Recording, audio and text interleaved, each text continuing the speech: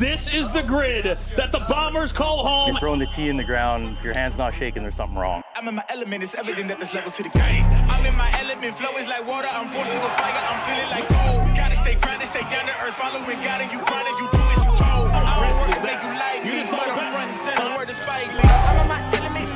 Yeah. I'm in my element. Yeah. I'm in my element. I'm in my element. Yeah. I'm in my element. Yeah. I'm in my element.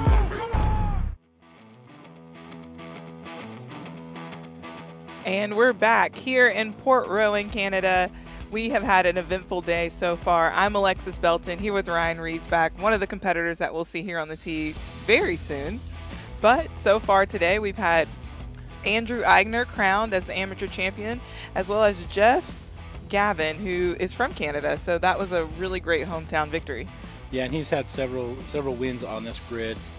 Great performance. It came down to 1 yard difference, so we love to see those exciting final It finishes. was really eventful. David Mobley competed against him, and it was almost on the last ball. We were waiting for that last number to come in. Yeah, good performance too. We've got some heavyweights now. You're going to see up to the tee box right now. Kyle Berkshire coming to the tee, Jacob Galladay, Cody Billinghurst.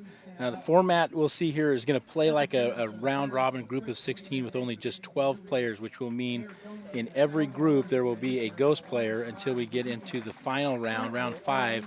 Then there will only be 3 groups of players, 4 players on the tee box at a time. So you'll see 3 players throughout. And this is really important because you just need to get it in the grid to get 50 points if you have a ghost player.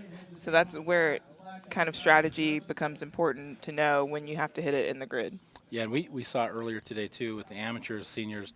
A little different today. Wind conditions made it difficult to put balls in play. So I think it's going to be a factor. If you're not putting balls in play, you're really going to cost yourself some points. You at least got to put a ball in play to hang in there to be in that position to get in the top 8 to move on to the match play 16. For sure. I would say some notable people to look out for today is we've got Owen Meads all the way from the other side of the pond. He kind of was a little shaky. You kind of jinxed him for his first set, but he came back and he won every single set. He's really strong. I'm excited to see him, as well as Reed Russell. He performed really well yesterday. Sean Johnson, and can't forget the winner of last year, Brandon Flynn. Yeah, Brandon, this is a good grid for him, right? He's a lot of balls in play. Very consistent striker. Here we go. Kyle Berkshire, 157 club head speed out of the gate, 223.8 ball speed. I would be surprised if we see very many more ball speeds higher than that today. So clearly, Kyle's here to win. So. I think the only person we might see might be Seb Twiddell. But Seb's really kind of reined in the speed for efficiency as he's learning how to kind of control that. Yeah, Sam Judah, he's coming up in the second group today. Yes. He's also one of those, good ball strikers, very high ball speed. No scores yet on the board for any of these players. And the ghost player out here is just tearing up the field. But we've got to yell. That might be coming from Cody Billinghurst. It was fun to watch him hit and warm up on the practice range today. Yeah. He's hitting some really great shots. I noticed his ball flight is a little bit lower. Yeah, and Cody hasn't competed since the Hope Sound event. He's from Ontario. He moved up to the pro this year. Last year he was an amateur competitor. Good ball striker. Again, speeds are looking good here from him. 145, 215, 214 around that area. First ball in play, 368. That's got to be a good feeling. Without a doubt. Jacob Galladay, he's normally someone that fills up the grid. Really consistent when it comes down to his swing. We talked about that yesterday. Same through and through, even down to the speed. So hopefully he'll get one here in the grid because I think this event suits him very well. He's looking that one down. Yeah, holding on, watching that, trying to make sure it stayed in. If he could will the ball in play, he would have, right? A smooth 390 from Kyle Berkshire. Yeah, and that's, you talked about Reed Russell having a good performance yesterday. Reed literally hit one ball in every set, but he didn't go OB, and that one ball got him through, right, in each of the sets. A lot of these guys got the horsepower, just I think the talk today is going to be about who can put a lot of balls in play. Without a doubt. Kyle, looking that last one down, he was building really well. 390, 393. 159.4 club head speed. That is absolutely amazing. I don't think people understand how special some of these guys are. No. Until you go out and look at numbers yourself, and I think that's something that's really important. We're excited to have FlightScope be a partner as well as TrackMan of getting those numbers, getting feedback to you guys, the players, instantly, so you guys know what to do next. But what's most important about this event is it's an event that's in honor of Chris Mason. I know you were on the tee, shared the tee with him a good bit. Yeah, Chris. Chris was a great guy. He was a very loyal friend, and to hear about his accident a couple years ago, just really sad. But Chris would be one of the guys that he would work the grid all day, come out, hit his balls, go back, work the grid, help set up. He just was, such a good-hearted guy. And we actually have, with the Chris Mason Award, his parents donate $1,000 to the winner, or whoever has the longest drive of the event, of the whole entire weekend. Yeah, so if you were in the amateurs or seniors, whatever, whoever has the longest drive of the week, they get that $1,000. And we see right here, Brandon Flynn last year won that. He also won the competition. And so we're waiting to find out who is going to who's going to be the long ball. So we'll keep an eye out for that as well. I think maybe 4:07 might be the longest ball. Well, Owen Meads was 4:20 yesterday 4:20 in the regional competition, so he would be the leader. Oh, even that competition. Yeah, all right. Yep, the whole entire competition. So he also qualified for Worlds along with our senior division champion Jeff Gavin. Yep. Yeah, so it's I think it's great. Bill Stark. He and his sister Patty own, Stark's Golf Course here. They do such a good job of helping host the event.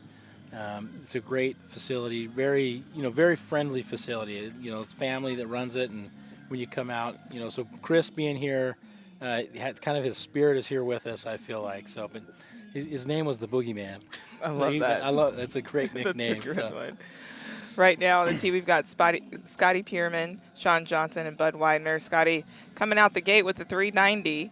Bud's been hitting all weekend. He hit yesterday, qualifying to be here in the Open Division, as well as this morning. I think he'd have hit in the senior division if we'd have let him. He probably would. He's got his brother on, as we say, on the bag, kind of caddying for him this week, who actually just won his state championship. That's awesome. Yeah, golf championship. So. Yeah, Sean down to his last couple of balls, nothing in play. Same with Bud. We'll see if we can get a call back on Bud. Just 3 balls off. So that's been the tale with Bud. If he's been putting balls in play, he's been very successful. There we go, ball number 4, 374 for Bud. So he's in second place. Oh, he likes that one. Had a great recoil right there. Well, look at those numbers: 202. Ball speed, 150 club speed. I love the description, too, we have here in our notes for Bud. Has a very, unusual swing. And you'll see he is reaching as high and as far back as we can. We'll get a shot of him right now. And Bud, I believe, is only 18 years old, maybe 19 years at the most. 149.5 club head speed. I talked to him afterwards, after the amateur division today, and mentioned, you got to work on center of the club face. And he's building on speed. Yeah. 208. He's getting faster. He's getting faster. That's the nice thing about being in your teens. Yes. You practice and you stay warm forever. All right. Well, we'll wait for Scotty Pierman is confirmed at 390. He'll take this set, and we'll be back right after this.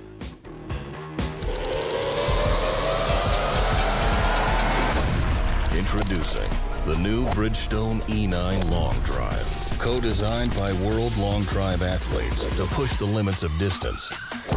Thanks to extreme ball speed and superior aerodynamic flight. Engineered for you to hit your longest drive. Drive the new E9 Long Drive, extreme distance for your game.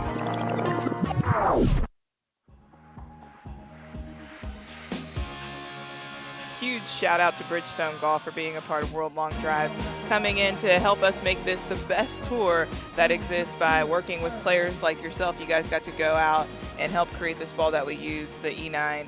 It's also sold in stores if anyone purchase that and try it out. Yeah, it's a great golf ball. It's an injection molded golf ball. The E9 is a distance ball. It doesn't feel like a distance ball, which is why I like it, but the aerodynamic characteristics are just phenomenal. I mean, it flies better than I think any ball we've had up to this point. So if you haven't tried it, go out, grab you some. You can find them at all fine golf retailers.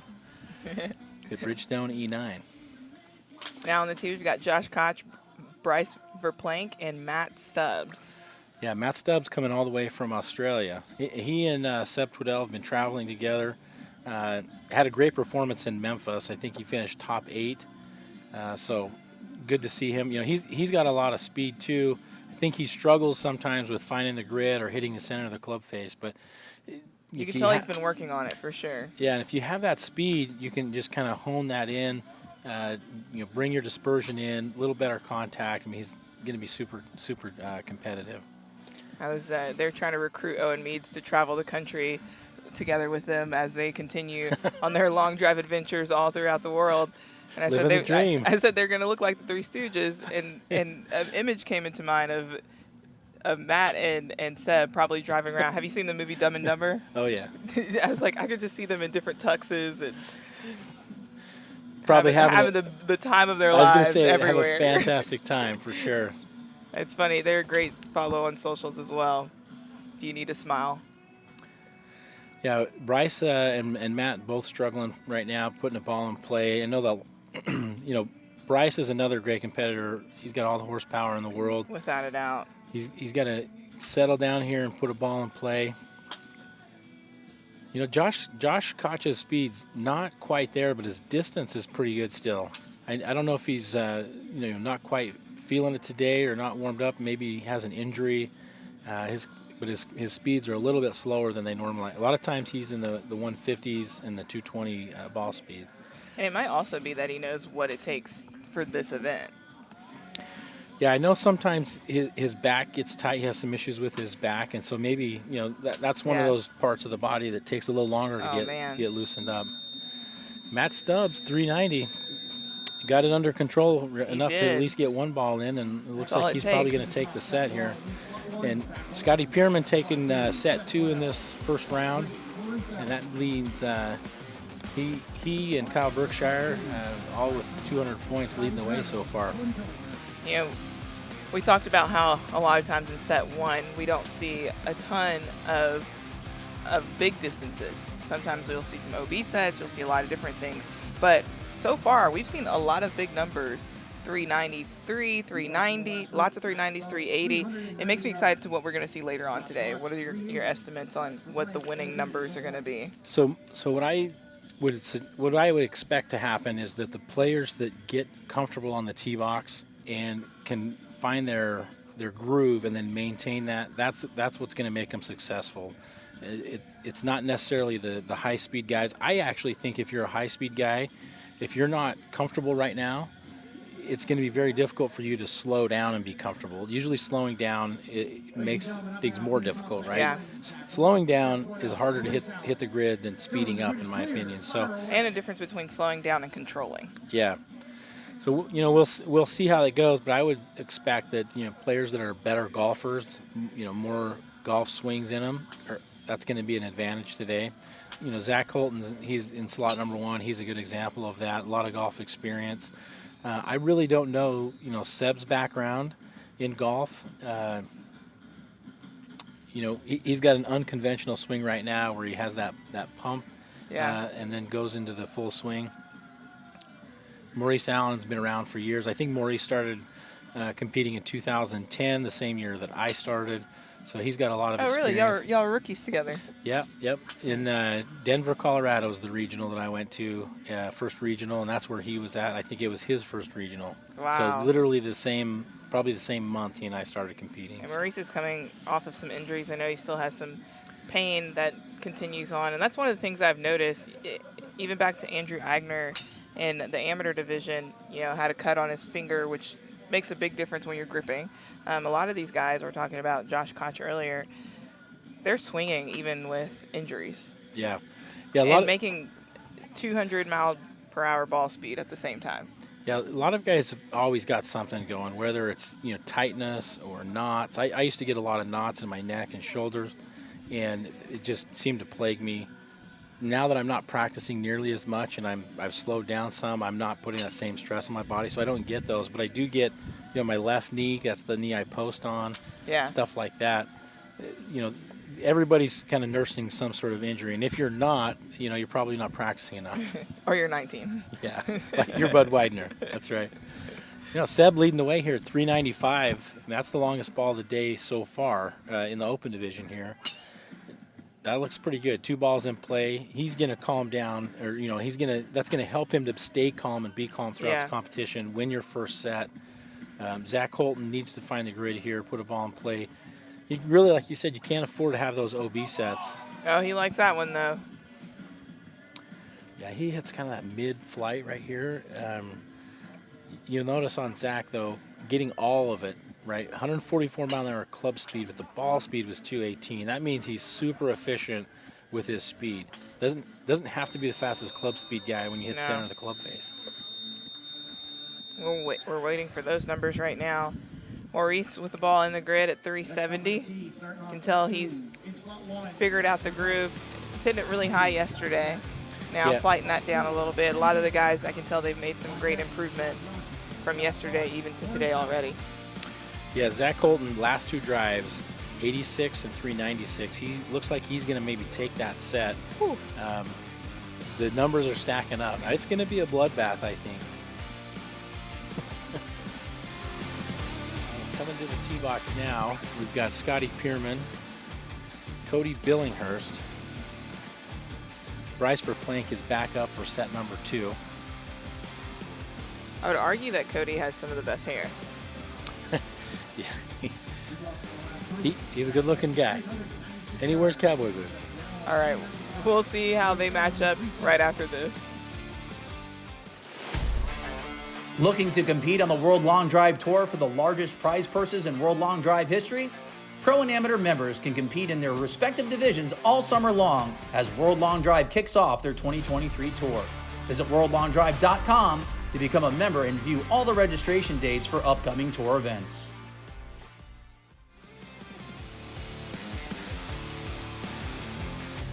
All right, we're back. And so far, we are still trying to find the grid. Yeah, I think we just haven't had those first balls relayed back to us yet, the numbers on it. There we go. Sometimes that happens when there's a ball in play and the grid workers have to move to where the ball is to get an accurate measurement. As you know, they're not inside the lines of the grid, they're on the edges, but if you're going from 342 to 385, right, you've got to run 30 or 40 yards back and forth on the grid. We want to try and have them get the best information possible, so an estimate of 342 versus a guess of, maybe it was 345. Right. That 2 or 3 yard difference is a big deal when we've seen it multiple times today. Last round, 395 to 396, 1 yard difference between first and second place. That's a lot of difference, especially where you have the information on the tee box and you're trying to process. If Seb knew that he was a yard behind Zach, he maybe would do something differently than if he felt like he was way in the lead. Without a doubt. All right, Cody, still waiting to get some numbers back for Cody. Oh, he likes this one. One of the greatest sets I've ever seen was Cody Billinghurst. The first time I saw him a year ago in Hobe Sound, and he talks to himself. You hear me saying, "Let's go, let's go." Push it. And he says it in that Canadian accent. Let's go. It's so good. But he if people cheer for him, it is an advantage for him so much. Because he exudes that confidence in his swing. And like you said, he's talking to himself, pumping himself up. I think there's something to be said for that. Players that sometimes are just quiet and don't have that emotion coming out of them, I think sometimes are too much in their own head. Without a doubt, especially in a sport like this where it's kind of the most reactive sport you're going to find in the golf world, right? Yeah. And you've got 2 minutes and 30 seconds to hit a shot. can't be in your head. Yeah, Bryce for playing down to his last drive here. He's not happy with it. He doesn't like that one. Nope. But he got a ball in play. He's going to get some points there. Not the performance he wanted to give there. He went OB his first set. 50 points probably looks like here his second set. So he's got 3 sets now, and he's going to have to do at least probably win 2 of those. And Bryce is a person that can go out and possibly even win 3 of them. Yeah, if he puts the ball on the grid, it's going to be good. Scotty Pierman consistent at 390. Yeah, and that last ball at 390 actually put him in first place because he was at 95, and I think it was Cody was at 396. So he was a yard behind. Then he goes from 100 points to 200 points on that last ball. So good job to Scotty there. Scotty, always repping the purple for preemie babies. Does a lot of charity events like many of you guys. That's right. He's, Scotty's kind of like the dream story of getting into long drive, doing really well in amateur, jumping into pros, shoots all the way up to number 2 right away, only to be, behind Kyle Berkshire, who's happens to be like having the greatest career ever in long drive, it seems like. So Scotty's, tremendous competitor all the way around. One thing I noticed about Maurice today, I think he has some brand new shoes. Oh yeah, actually I saw them on the range, and I was like, where can I buy a pair of those? They looked really shiny, so I'm like, they've got to be new. So white shiny shoes are always new. These are I'm wearing new-ish shoes, meaning I've worn them once and now they don't look new anymore. Yeah, I just don't have the same fashion sense as some of these guys. I'll have to tell my wife. She dresses me, so okay. I'll say, honey, we need to step it up. Get a personal stylist coming to the house. Yeah. Josh Koch, 388. Seems like he's found his groove. We'll go and look at his numbers here. Yeah, I know. And I talked to Josh yesterday a little bit. We didn't have the mats up yesterday. And I think that kind of threw some of the players off a little bit. For sure. Especially when it got wet. So I'm sure Josh is happy to be hitting on the artificial turf today on the mats to get a little bit more grip, a little more consistency in his footing. Also, he's practiced with about 5 different sets of clubs. He and Martin didn't have their clubs for a while they were in town. Went to go pick them up, but the day before yesterday, so Friday. And that's a big difference because the clubs way different, as we've talked about. The shafts, I mean, they can be similar but not the same, and that makes a big difference based on your swing. So I'm glad that he's made it this far, and I think he'll continue to move on hitting shots like these. He's filling up the grid right now. First 4 balls in play, so he's obviously feeling comfortable. That's probably as much as anybody's hit all weekend.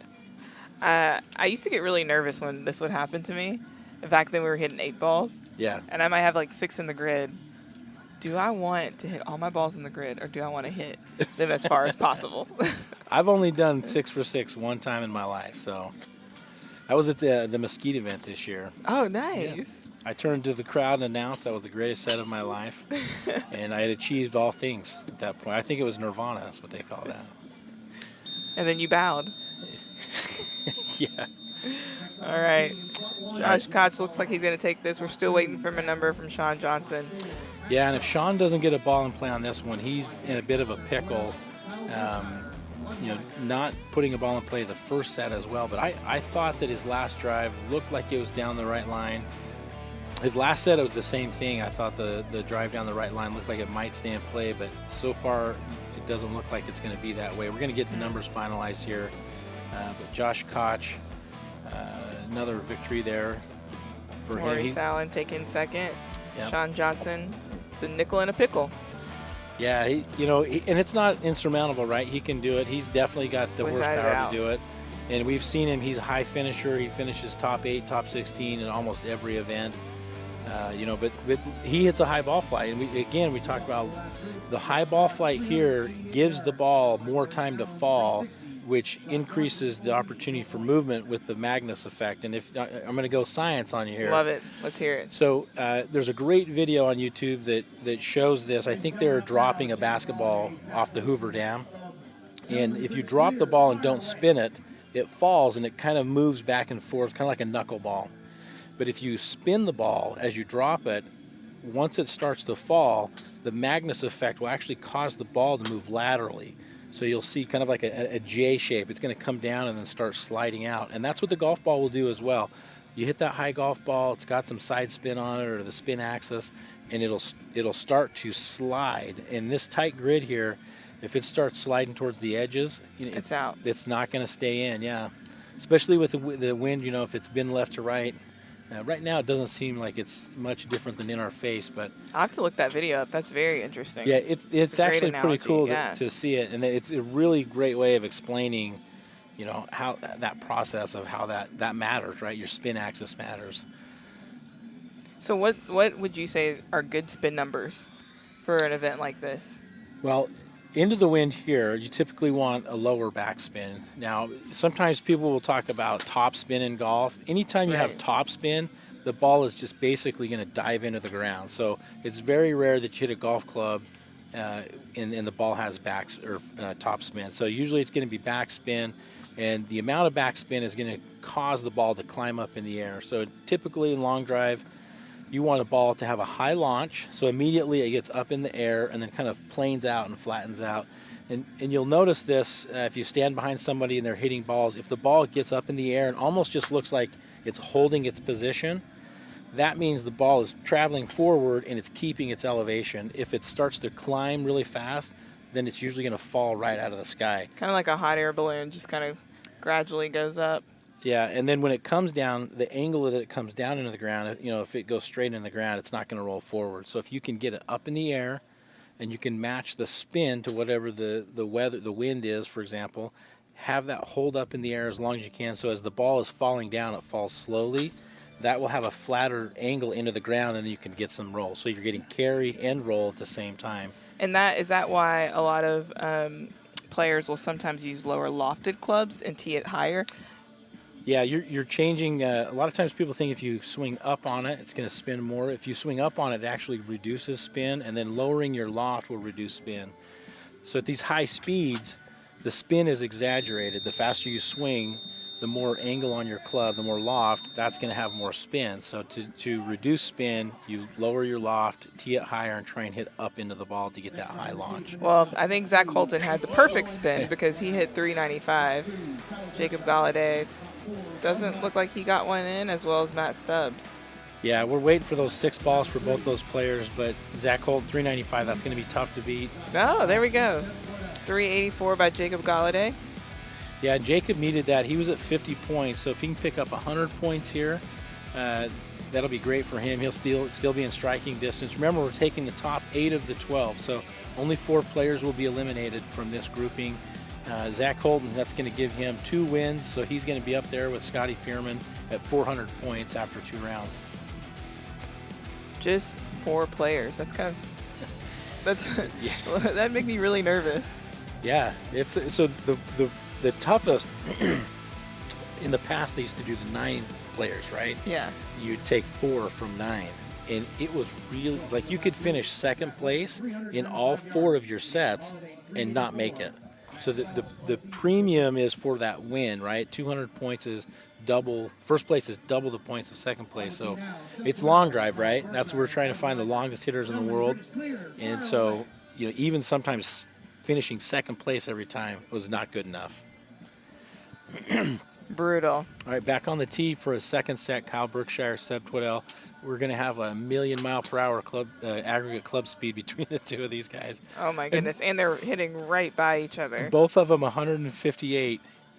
Berkshire with a 226 ball speed. I think that's the fastest we've seen today. But I think Seb's ball is in play. Maybe I could be wrong, but things I don't want to be are those golf balls. Yeah. And Bud Widener in the fourth slot, holding his own. Yep, 384 for Kyle on that first one. We'll see. Wow. We'll see Bud. He's hitting the pink ball, matches his pink shirt. I think that's a good vibe. That is. When you match whatever ball you're hitting, I always felt a little bit more confident. But Kyle, another big ball here. I think that one's going to stay in. Did you Did you ever feel more comfortable with a specific color of golf ball, white or yellow, or because at my driving range at home we have yellow golf balls, but it's the range yellow that's like a really yellow, not like a fluorescent yellow. So I'm curious. Sometimes the yellow and the orange would be a little bit too bright if we were like right into the sun. Yeah.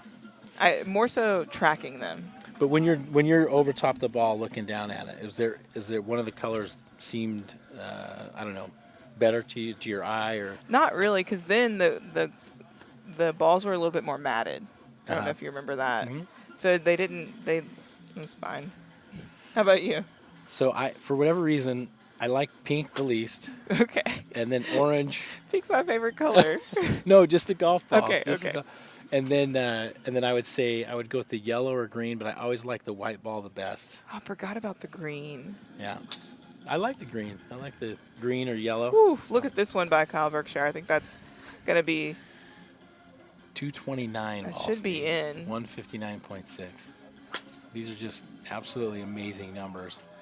The fact that FlightScope is tracking these, getting all of the data is tremendous, because a lot of times with the launch monitors in the past, you'd see that they would miss numbers or something would be really off. Yeah. Right? And just like Bridgestone, they've done a really great job working with World Long Drive Tour to make sure they're able to capture all the numbers as precisely as possible. Yeah. All right. Well, looks like Kyle Berkshire will take this one, Seb Twiddell, and then Bud Widener. We will be back right after this.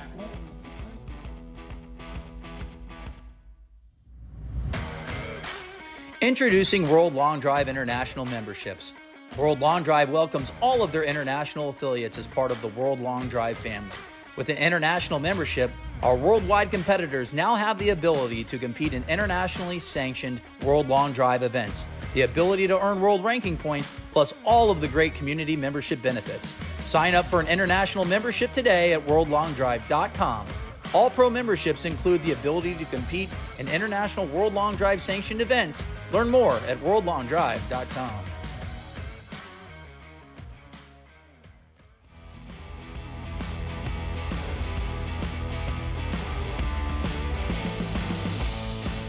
No matter where you are around the world, you can be a part of World Long Drive. I love that they have international memberships. We were talking about earlier yesterday that South Korea will be bringing over 3 players, as well as a few other sanctioned events. Yeah, we should have players from South Africa, South Korea, Japan, Australia, Thailand, Malaysia. Several countries in Europe, hopefully. Our affiliate in Europe, European Long Drive Games, is doing a great job running their tour over there. Those are sanctioned event too, so those players can get points for competing over there. And we just encourage you, if you have questions, reach out to us at info@worldlongdrive.com, the email address. And if you have questions about where you're at and maybe where events could be, or it could be you running the event. Sometimes that's where it takes a person to get started hosting events, and we can show you how to do that. So if you're interested, reach out to us. We'd love to help. So, 1-800 World Long Drive. Just kidding. Don't call that. Don't know who that is. All right, we've got Cody Billinghurst, Josh Koch, and Seb Twiddell on the tee right now. Yeah, Seb going back-to-back, going from slot 1, I believe, over here to slot 4. Not real happy. His club speed is tremendous, 163 miles per hour, 227 ball speed. So he's got all the speed in the world right now. He needs to get one of these balls in play. And honestly, he hits it so high, it takes so long to come down. I don't know, where they're coming down, and we can't see the grid. We don't have a shot in the grid right now. But it looked like that last one was maybe staying in. If I were to read his, physical reaction, his body language, to me, he probably wasn't really happy with it. So yeah, I don't think so. Seb's done a really great job of honing in his mental game, his body language, all those things. Sometimes you can still see it a little bit. Yeah, I'd like to see him get really mad and just see how fast he can swing the club. I think he did that yesterday, right? Somebody I don't know. He got really mad and hit a bomb. He was like 160 a minute ago, so 163 or something like that. Crazy. Now, for those of you at home who are learning the sport or not quite sure why the club head speed, the ball speed make such a big difference, but the club head speed, typically these launch monitors are measuring, if it's a radar-based system, they're measuring with microwave frequency the club head traveling through that wave, right? And it measures, but if the toe of the club turns over faster or moves faster, it's the fastest moving part of the club. It's going to pick that up as the fastest speed. So sometimes you can fool the machine a little bit, simply by shutting the club face and hooking the ball. Yeah. The ball's not going to be anywhere near in play, right? But you're going to show a lot of speed. But then if you match that with the ball speed, that'll tell you another story, right? That's right. Your ball speed should be somewhere, if you're hitting the ball efficiently, about 1.47 to 1.51 is that sweet spot of the ball speed, or the club head speed multiplied by what they call the smash factor, right? So if you multiply, your club head speed's 140 miles per hour, and you multiply that, by 1.5, that's a very efficient swing. You should be somewhere around 210 ball speed. Wow. That's kind of the formula there. So 1.47 to 1.51, those are good ball strikes. If you're seeing numbers like you're hitting your club head speed's 140 and your ball speed's 193 or 195, you're not hitting the ball efficiently. You're missing somewhere on the club face, or the way you're striking the ball is not directly into the golf ball, with the club. Essentially, what all these numbers are doing are telling a story, so you can go back and say, I like how this felt. This produced a really great ball, really great numbers. This is what I want to continue to do. Or something was off. Let me go back and see what it is. Because, you can have great club head speed, bad ball speed, as we were just talking about, and vice versa. And those still don't mean anything if you're not producing something good on the grid. That's right. And you can have tremendous ball speed, but if you're not putting the ball in play, it does you no good. Right? And you can have really high spin rates that will affect it. You might hit every ball in play, but if you can't get it up in the air, you're not going to get the same distances if you can carry it as far as you can with that flat descent angle into the ground, so it skips along the ground instead of just going straight into the ground. Kind of like skipping rocks. That's right. All right, we've got Bud Widener, Zach Holton, and Bryce Verplank. Zach Holton, he was a little shaky at first, but still came out with the win, and he's consistent in 390s. Yeah, 2 players, 4 players with 400 points, both winning. I messed that up. Basically, Kyle Berkshire, Scotty Pierman, and Zach Holton won their first 2 matches, or first 2 sets, so they're at 400 points. Josh Koch has a second place through his third, and he's in the lead right now with 500 points. And Zach Holton is looking to add to that. We talked to Bryce Verplank earlier. Ball in play here, that's much better than no ball in play and taking third. We'll see. Bud's sneaky, though. Bud might put a number out there. We saw that this morning. So. He would go, OB, last ball. Yeah, 394. Knock one out of the park. See if Bryce can calm down on his 6th ball. Put it in play. Bryce has a really good swing. He does a little bit. You'll see that in his swing there. He does a little bit of what we call a kind of a forward press, where he leans into his front or his lead foot, and that gives him the opportunity to come back and put weight in his back foot, his trail side, and load into that. I guess a great example of that, extreme example, would be Zach Holton.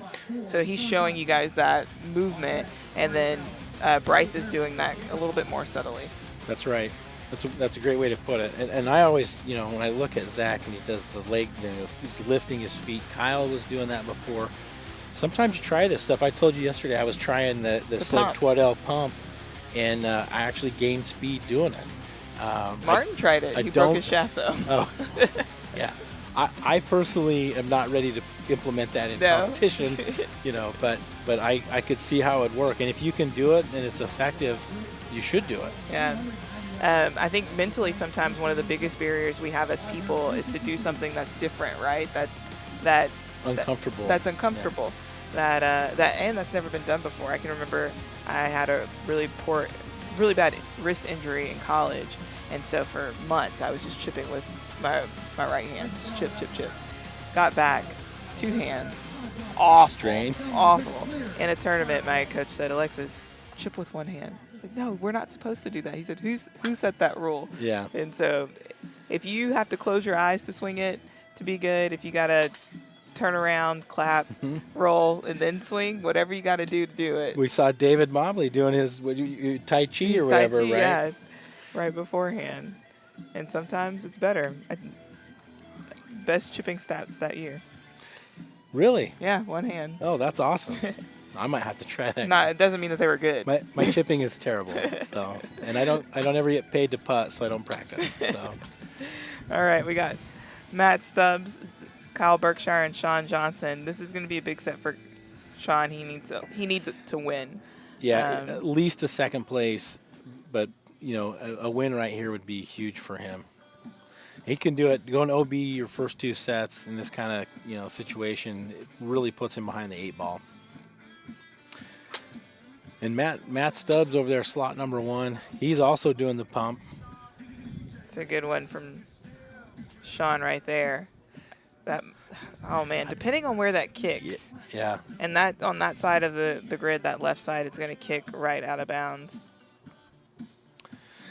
I don't know if we just don't. Sean's got a number All right. at 378. A lot of times when Kyle doesn't have a number up, like they're not showing zeros, or They have it's to go just run blank. to find it. Yeah, they're walking back for it. So I hate to say he doesn't have a ball in play because he very likely could have a ball in play. They just haven't called the number back yet. So.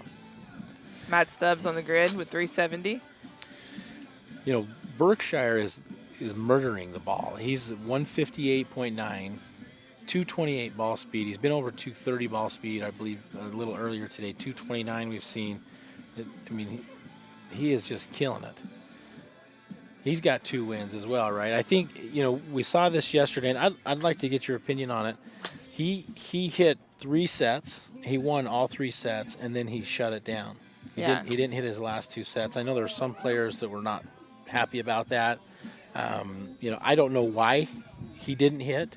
I think if maybe, like if I was injured and I'm trying to preserve myself for later in the day. I know players in Memphis were doing that because the conditions it was 95 degrees and like 93% humidity. And so players were shutting it down when they felt like, they hit a ball that was good enough. Yeah. I mean, what's your take on that? We see Kyle 381. He's probably going to win this group unless Sean comes up with something better here. Yeah, well, I'll give you my opinion on that right after this break. Come back. Dot, dot, dot.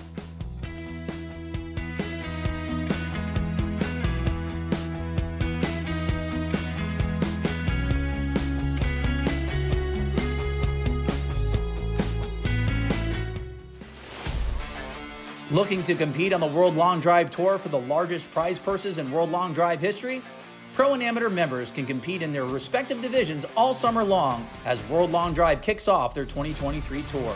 Visit worldlongdrive.com to become a member and view all the registration dates for upcoming tour events.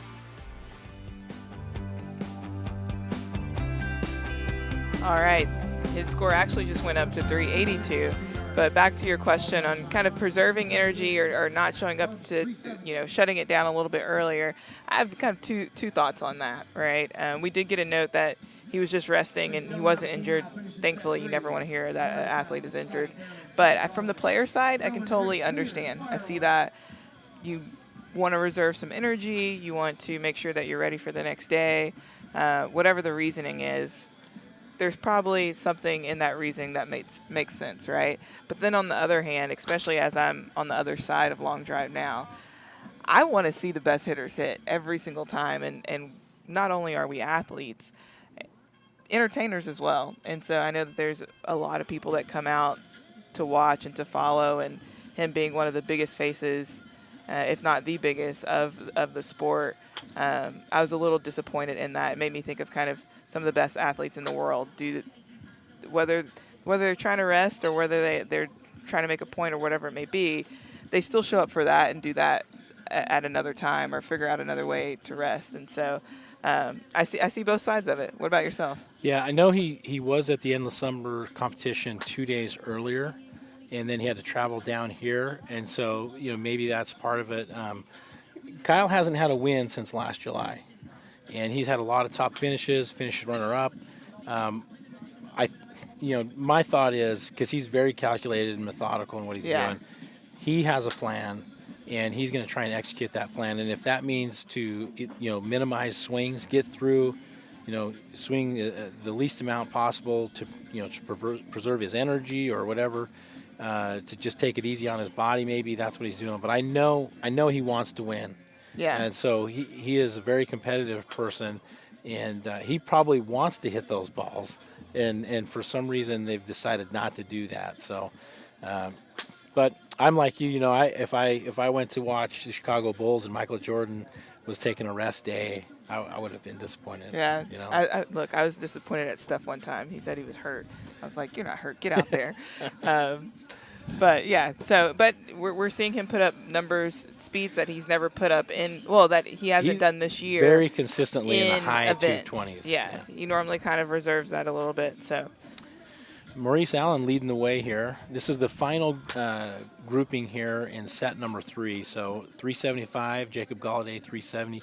Scotty Pierman struggling a little bit. He's down to his last ball. We'll see if we can get the call back for ball number 5 here, but.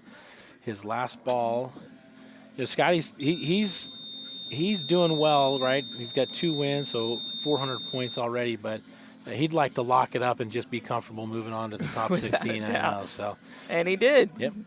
There we Taking go. the win right there at 385. Maurice at 375. Jacob Galladay at 370. We're still waiting for those numbers to be confirmed. However, I think that's going to be the order. Yeah, and we're seeing there's kind of a log jam right around that 250 to 150 range. We see Galladay there. He's going to pick up 50 points. He'll be at 200. Maurice will be at 250. But there's 1, 2, 3, 4, 5, 6, 7, 9 of the players right now between 250 and 150. This is going to be really close. I'm excited for the 5th set when we get down there and having to see what everyone has to do in order to make it into the top 8. Yeah, sometimes people think these earlier sets don't matter, right? But they all matter. They matter, to the guy that didn't win and the guy that did win. When you get down to that round 5 and you're on the bubble, right? It mattered what the guy who's won all of his sets they did earlier in the day. Right. It kind of it can shift, a lineup really quickly. Yeah. We saw. I can't remember who it was, but we saw someone yesterday get knocked out right at the last moment by someone that didn't need a win, but put it all out there. Yeah, Sean Williams. I think he needed 25 more points, and that was some of the situation with some of the players not hitting, shutting it down. How would that affect the competition if they would have stayed and hit? So Zach Colton 600 points, Kyle Brookshire, Scotty Pierman all 600 points. Josh Koch right behind him with 500 points after 3 sets. Those guys should feel confident. They put balls in play. They're gonna get through. We'll see what happens if some of these guys try and conserve energy. But that log jam that's building up, those 8 or 9 players there. Sean Johnson's one of them. He's got 100 points. He needs to win here. He's probably gonna have to win his last set too. Without a doubt. Looks like Zach is not holding back at all, though. Yeah, no, these competitors want, at least for me, even if I had 4 wins, I would want that 5th win. I would want that 1,000 points. Just to even send a message, right, or to accomplish that task, because it's a goal, right? I mean, every ball you strike should have a purpose. For sure. And you want to try and win every match. I don't know, just pride, I guess, wants me to win everything. I think that's called competitive. Yeah. Competitiveness right there. It's kind of like in even in card games, Monopoly. Monopoly. Yeah, I can only imagine what the Riesback household is like when it comes to games. We don't play Monopoly anymore. Well, all 3 players with the ball in play now. Cody Billinghurst at 376, Sean Johnson in second place at 382, and Zach Colton leading the way right now, 389. And he really likes that one. That one looks like it might be OB. Not sure if that shot tracer is correct. Maybe turned over just a little too much. All right, Sean liked that one. Really high ball flight, man. His ball is in the air for like 9 seconds. It's unbelievable. See if you settle down. Putting ball, he's at 390, right? That's, he's got one ball left. We're waiting for his 5th ball to be called back, but he may pull this off. I mean, by a yard. Yeah, and we're waiting. Zach's ball there. This is definitely something we're going to have to wait to get the numbers confirmed in. Yeah, and if you're watching at home, remember when you see the scoreboard, you'll see the big number is the player's lead number. That's their best drive so far in that set. And then once it goes underlined, that means that it's been confirmed. So we're going to take a break. We'll be right back, and we'll get these final numbers for you.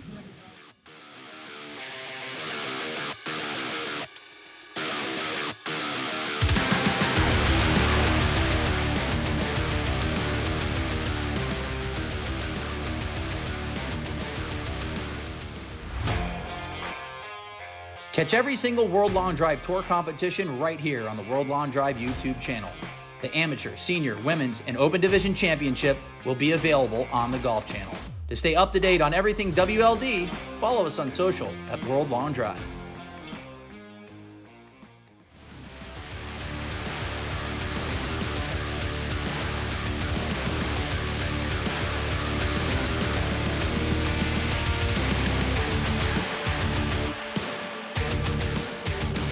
With Sean Johnson taking the victory in that last set, 391. So he is slowly accomplishing his goal of clawing his way back from 2 OB sets.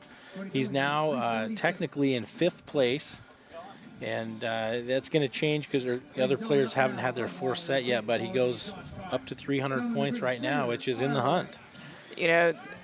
Sometimes it's an advantage or a disadvantage of where you hit if you're hitting off first or if you're hitting last. If he was last, he'd be able to see, what he needs to do here in this 5th set.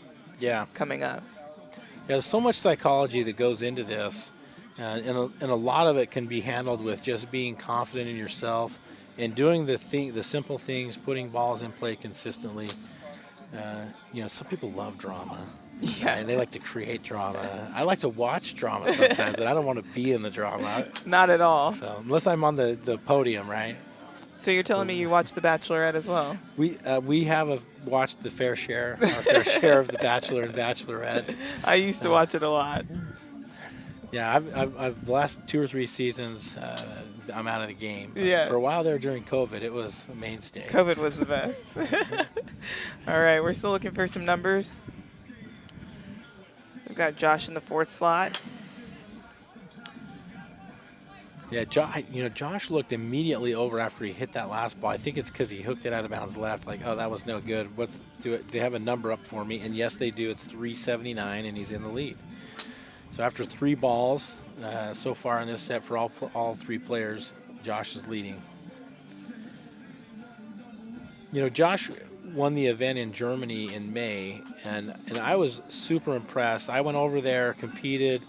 I think I finished like top 10 or 12, but they had a kind of a different format, but you basically had a bye depending on where you were in the seeding round, and Josh did not have a very good seeding round, so he was like 12th in the seeding.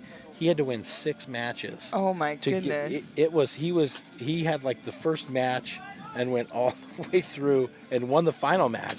And it was super impressive. You can find it online as well. But I gained a lot of respect for Josh that day because,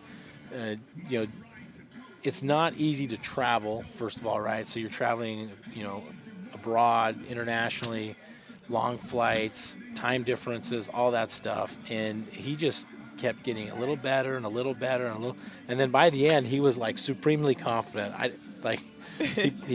don't know if it was Owen he beat or Sam Judah, but man, he might have beaten both of them. I don't know. But you hit that many balls and you're in a zone, it can't be stopped at all. Yeah, and that's what he did. He found it and stayed with it, and he was hitting his shot. We had a right to left wind, and he's hitting a cut into a right to left wind just beautifully. So he looks like he's going to take this set here, 379. I guess that probably also gave you guys a great perspective of what the international players are like every time they have to come this way. I know talking to Sandra, every time she's flying from Sweden here and has to get reacclimated, and now she's mother of 2, so has to time it perfectly to say good night, hello, all the different things. And I think it gets more difficult, too, the older you get. Yeah. we talked a lot about me getting older here, but I mean, there's things that you can do when you're younger that you just recover better. It'd be like staying out till 4 a.m, right? When we flew to Japan last year for the World Championship, the ladies division, we stayed up all that day, even when we got there, and we did something that was fun. We were driving these go-kart things around downtown Tokyo, which was just completely awesome, but we were struggling to stay awake, and that helped us to get on track. But you're right, these competitors, Seb and Matt, they're coming from Australia. Naoto is coming from Japan. Bri Roberts and Owen are coming from the UK. That's a lot. So, All right, we've got Matt Stubbs, Seb Twiddell, the two brothers from Australia, and Scotty Pierman on. You think they have like a little personal rivalry here? Or be like, I'm going to get you this time? Maybe it's who has to do the laundry. Yeah. Carry their bags through the airport. Oh, man, that's the worst. Carrying golf bags. All right, so still Seb's leading the way here, 351. We talked about this a little earlier, but there's a ghost player in each of these sets. This is the 4th set. In the 5th set, there's actually only going to be 3 groups of hitters, 3 groups of 4, so there'll be 4 players on the tee in that set.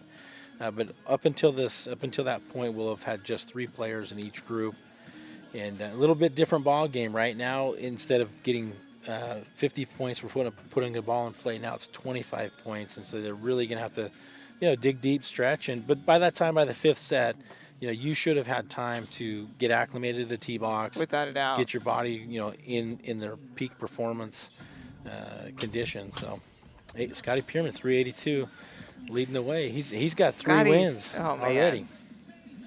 I'm excited and ready for him to win an event. I know that's coming at any time. I know he is too. Yeah. And his wife Becca is as well. And the kiddos. That's right. Yeah, it's sometimes when players win early, like Scotty won some events early, and you almost take it for granted. I'm not saying that he did this necessarily, but I think sometimes you just don't realize how difficult it is. Like some people, they compete for decades and never win the event, right?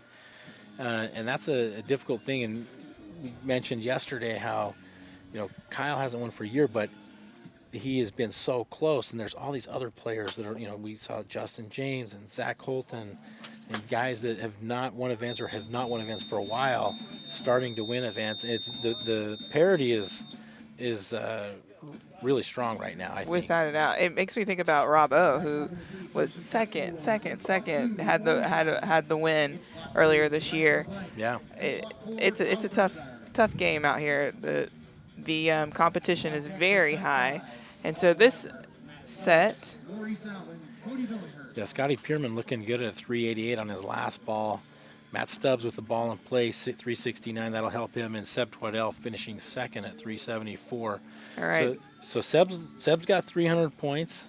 He's looking good. Sean Johnson. That number now is kind of shifting to the 250, 300 range.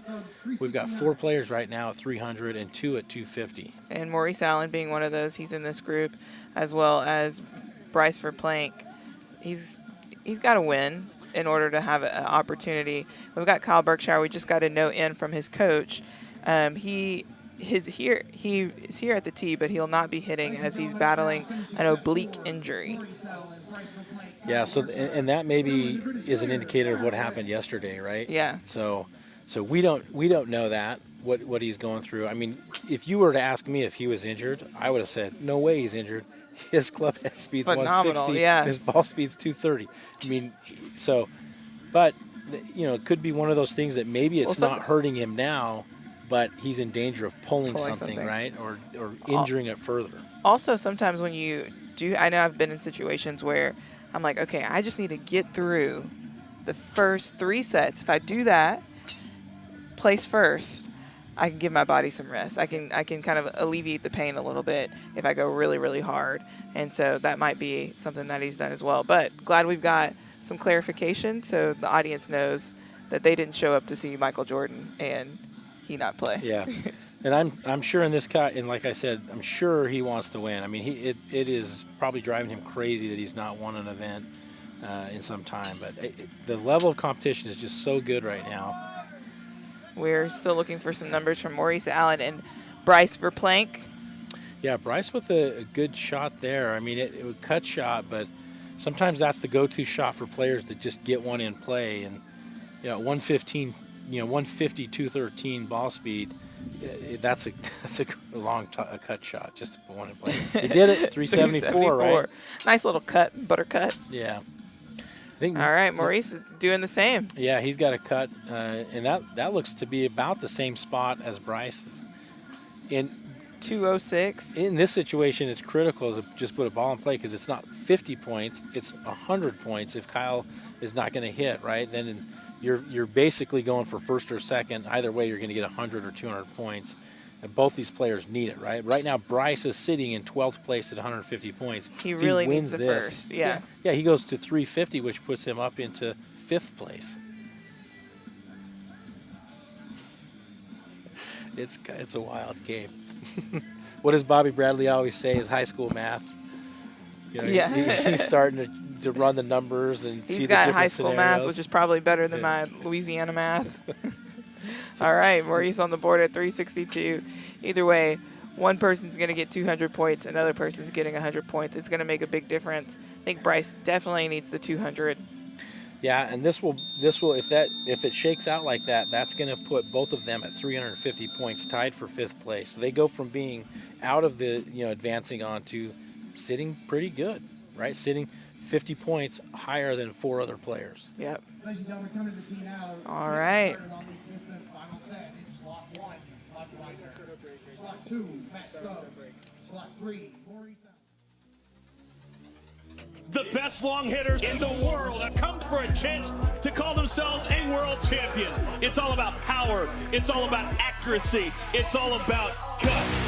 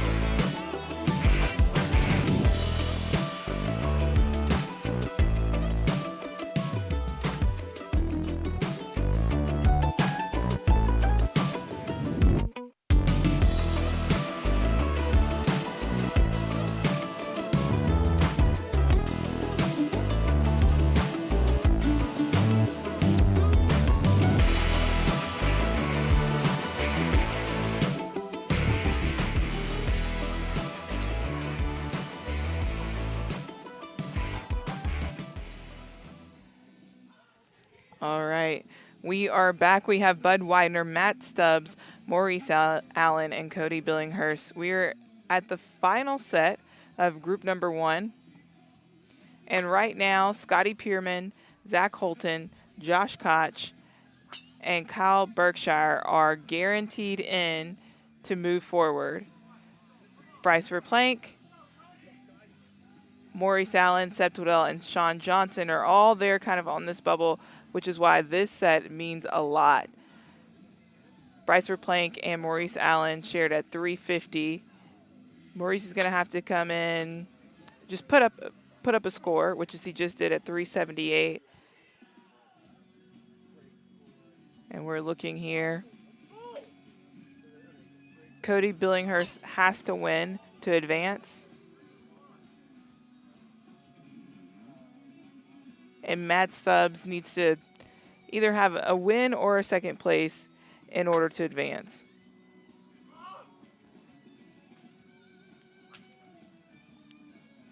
We'll take a look at a couple of swings. I had a chance to talk to Matt Stubbs earlier today, just sharing how he's being really patient in his growth as he's continuing on. So it's exciting to see him in this position. He just put up a 2:08 ball speed.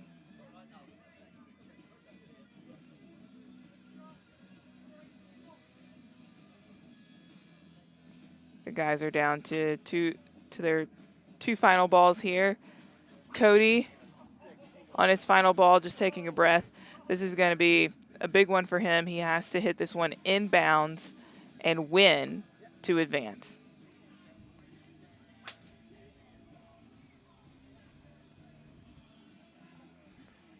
I don't think he likes that shot.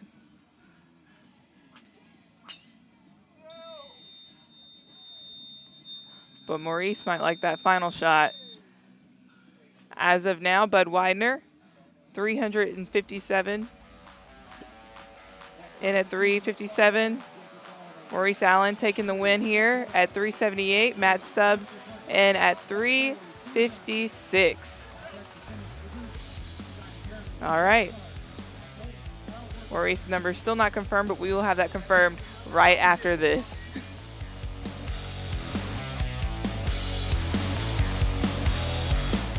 In LaSalle, Colorado, it all came down to Zach Holton and Martin Borgmeyer. 2 studs on the tee box right now. Zach Holton in slot 2, Marty Borgie 240, the 2022 world champ, last year's champ.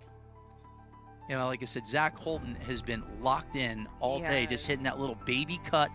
I just, you know, I've faced Martin before, and he's beaten me in the finals. But I just wanted to go out and try to hit my ball and see if it'd be good enough. Zach Holton's at 467. We're going to have a battle right here. Borgmeyer fighting down that left side. Did that one stay in play? Zach Holton is putting on an absolute clinic right now. 468, 67, 65.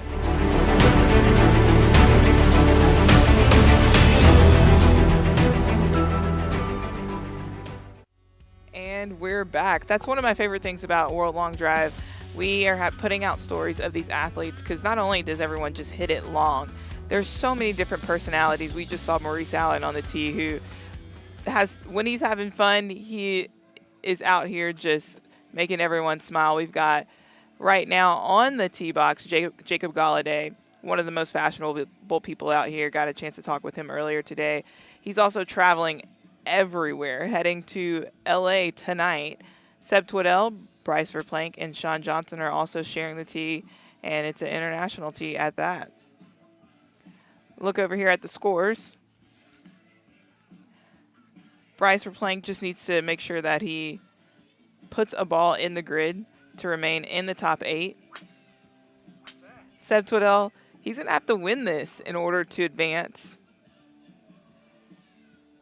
Well, actually, I think he could take a second place. And he is in the same boat with Sean Johnson. Right now, no one has found a ball in the grid. I'm pretty sure the nerves are going, especially for Seb and Sean and Jacob. I think he is mathematically out, however. But as we've seen before, there can always be a spoiler.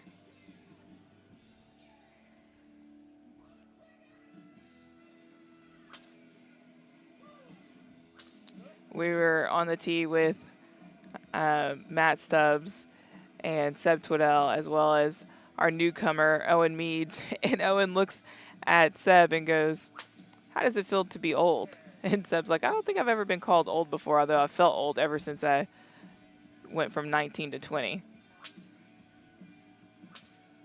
Which is really funny because he is one of the youngest guys out here, has one of the fastest swing speeds. And if he puts a ball in the grid here, he will be advancing to the next round.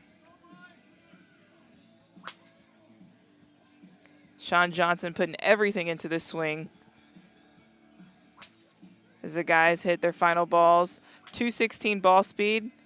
That one, if that stayed in, that might be a good ball. I don't think that one's going to stay in. However, Jacob Galladay confirmed at 375. Seb Twiddell at 384. He is locked in, I believe. Bryce Verplank and Sean Johnson. We're going to wait for these numbers to be confirmed.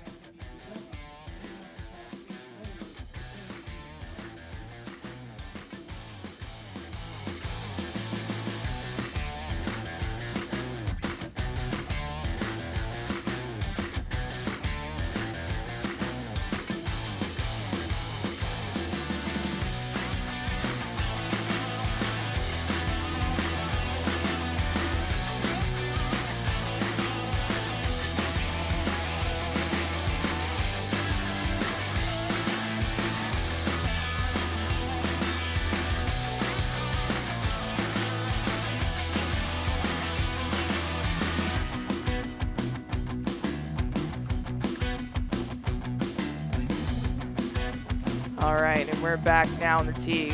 Scotty Pierman, Josh Koch, Zach Holton, and Kyle Berkshire. As we said earlier, Kyle will not be hitting. I think he did walk out here. However, he is battling an oblique injury. We got that note from his coach, which gives a lot of insight of the mysterious missing action yesterday. All right. Zach Holton, Josh Koch, and Kyle Berkshire are officially in right there along with Scotty Pierman.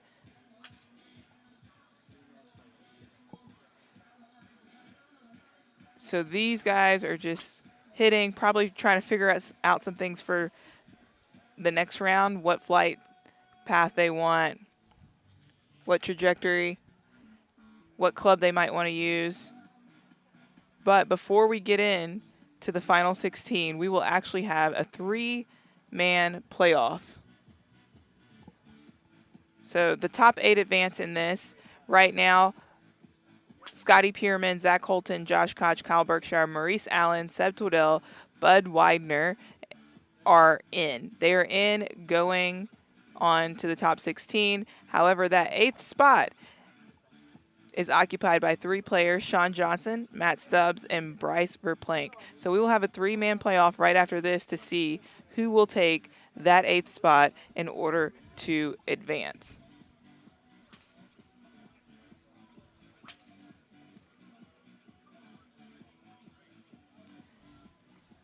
Like I said, we've got the 3 guys that are on the tee right now are secured. They're locked in. You can also see them kind of switching up clubs here a little bit. Like I said, they're probably figuring out what's going to be their gameplay if they don't already know that going into the next round. The wind is starting to pick up for the first time today, blowing a little bit from the right to left. It might be some of the most wind that we've had in this event, which still isn't that much, but as we've talked about earlier, it makes a big difference as they're on an elevated tee.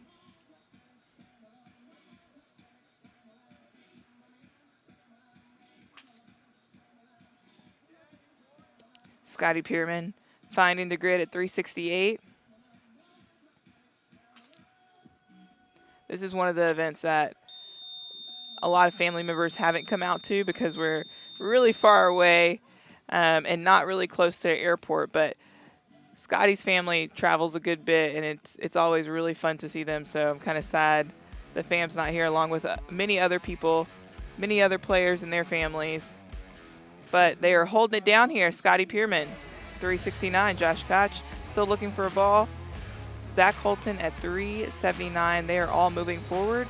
And here in a bit, we will be back with a playoff between Sean Johnson, Matt Stubbs, and Bryce Verplank.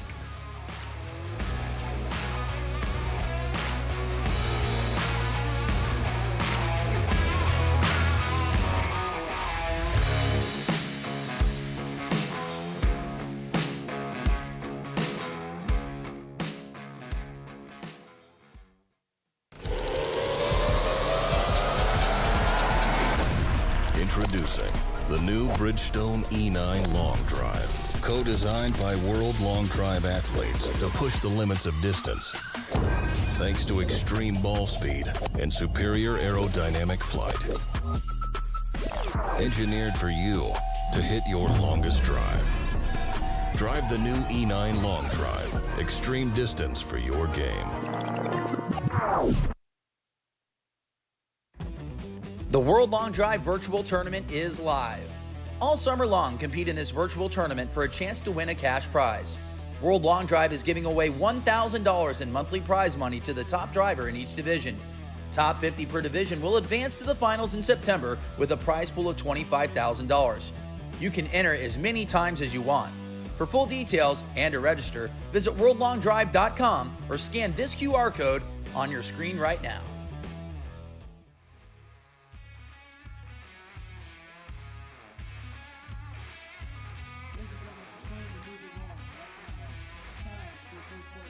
All right, and we are back, ready for action. We've got this playoff between Sean Johnson, Matt Stubbs, and Bryce Verplank. I'm really excited to see who is going to pull it out. I'm going to root for Matt Stubbs, even though and Sean Johnson. I've kind of picked him as one of my winners here for today. But Matt Stubbs has been knocking at this door. He advanced last event in Memphis and finally knocked into that top 8. And so I'm excited to see what he's going to do here in this playoff position. But this is for anyone. I got the chance to watch Bryce Verplank hit on the range, and out there on the range, he was hitting some nuggets. So here we go. We are 2 minutes and 30 seconds away from seeing who is advancing from the top 8 to the top 16. The longest drive will earn that final spot in the final 16.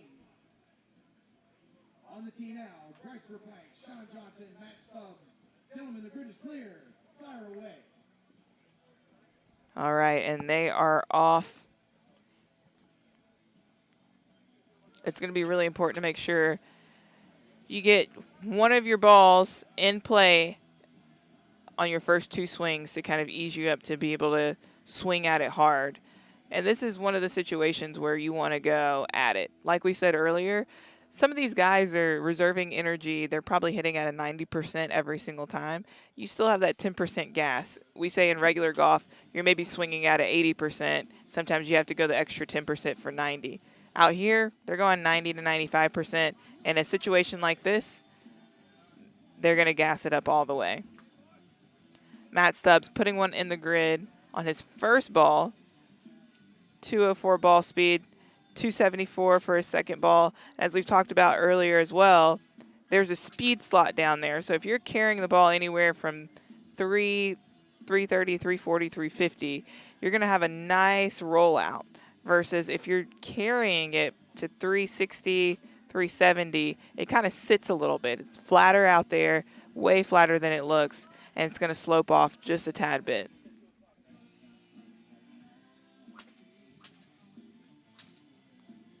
Whew, the recoil on Sean Johnson's club, man. It's like he touches his back every single time in his backswing and in his follow-through. All right, Bryce Verplank on the board at 387. He's taking the lead right now. All the guys are down to their final 2 balls.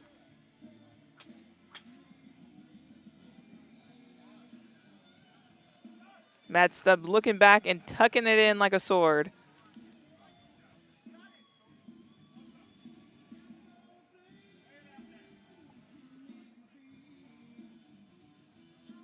All right, down to the final ball. Sean Johnson has to put one in the grid. And he likes it. We've got jumps, we've got hops. 220 ball speed on that one. 145 club head speed. Distance carried at 340. I don't think that one stayed in. We will see here shortly. Right now, Bryce Verplank still taking the 8th spot at 387. All right. Still don't have Sean Johnson's final number. Oh, 403, one of the longest balls of the day. Sean Johnson advances, and he's going to the top 16. What a shot on the final ball there. That's what we say, every ball matters. All right, we will be back at 2 o'clock for our final 16.